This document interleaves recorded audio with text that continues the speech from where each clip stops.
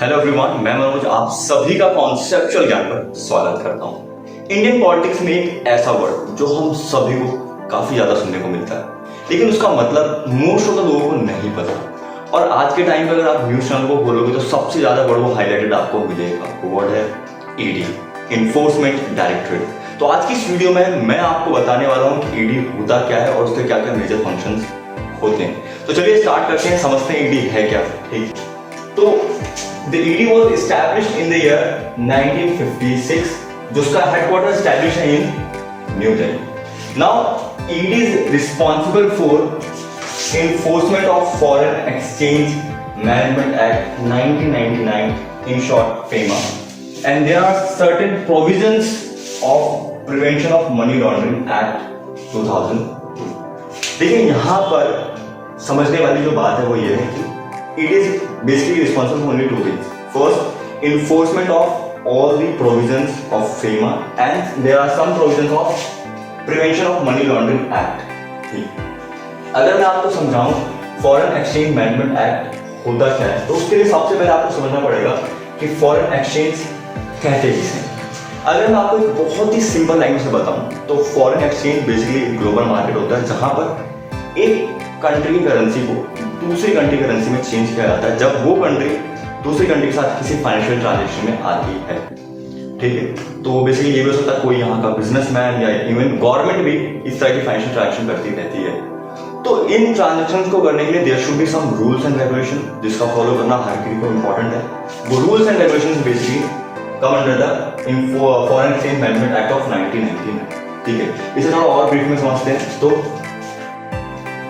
it is an act of parliament of India to consolidate and amend the law relating to foreign exchange. Mainly to FEMA Act का main concern है all the laws that is related to the foreign exchange. ठीक है, with the objective of facilitating external trade and payments, and it is also responsible for promoting the ordinary development and maintenance of foreign exchange market in India। मतलब foreign exchange related जितने भी rules हो गए, guidelines हो गए या फिर Indian market में फॉरेन एक्सचेंज को बढ़ावा देने के लिए mainly concern is FEMA, foreign exchange management act. ठीक, अब बात करते हैं जो ईडी का जो सेकंड मेन पर्पस है। तो ED is also responsible for enforcement of certain provisions under prevention of money laundering act. किस तरह से ब्लैक मनी को रोका जा सकता है, किस तरह से कम किया जा सकता है, वो सभी का सभी उस चीज को इन्फॉर्म करना, उसके रूल्स और रेगुलेशन को, ये काम है ईडी का। सेकंड बात करते हैं directories under the administrative control of department of revenue for operational purpose. मतलब जो ईडी का जो डिपार्टमेंट है वो डिपार्टमेंट ऑफ रेवेन्यू के अंडर में आता है। थर्ड बात करें तो The Directorate enforce regulation under the Foreign Exchange Regulation Act 1973। ये जो Foreign Exchange Regulation Act है 1973 का, it is replaced by FEMA, Foreign Exchange Management Act। ठीक है, अब बात करते हैं और भी कुछ important point की about ED। तो मैं आपको बताऊं, Enforcement Directorate has 10 zonal offices, each of which is headed by a deputy director, and there are 11 sub-zonal offices, each of which is headed by an assistant director। अगर मैं बात बताऊं zonal office कौन कौन से, तो है मुंबई, दिल्ली, चेन्नई, कोलकाता, चंडीगढ़, लखनऊ, कोचीन, अहमदाबाद, बेंगलोर एंड हैदराबाद। अब बात कर लेते हैं मेन फंक्शंस ऑफ ईडी। वो कौन कौन से मेन फंक्शंस है जो ईडी परफॉर्म करता है। तो सबसे पहला जो फंक्शन है वो है it investigates suspected violations of the provisions of FEMA।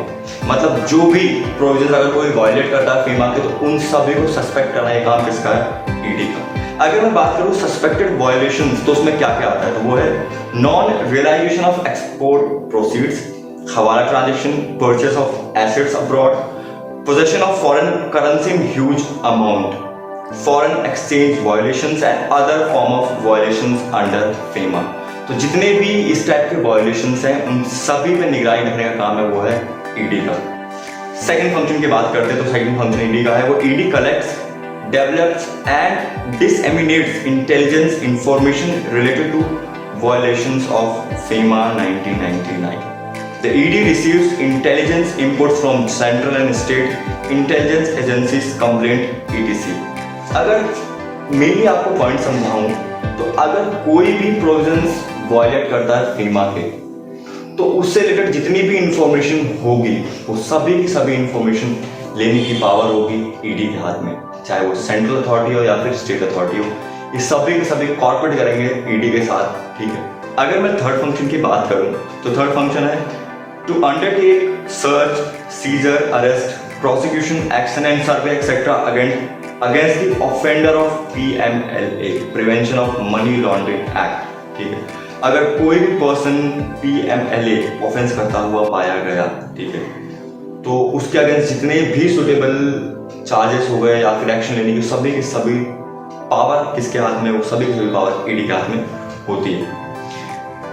अगर फोर्थ फंक्शन की बात करें तो फंक्शन है to provide and seek mutual legal assistance to inform respective state in the respect of attachment, confiscation of process of crime and handed over the transfer of accused person under the money laundering act. अगर सीधा समझा जाए तो कोई भी person अगर किसी भी टाइप में मनी लॉन्ड्रिंग में इन्वॉल्व है तो उससे रिलेटेड सारी की सारी इंफॉर्मेशन, ठीक, उससे लीगल असिस्टेंस लेना किसी भी स्टेट गवर्नमेंट से या फिर सेंट्रल अथॉरिटी से, तो वो ईडी के हाथ में प्रॉपर पावर होती है।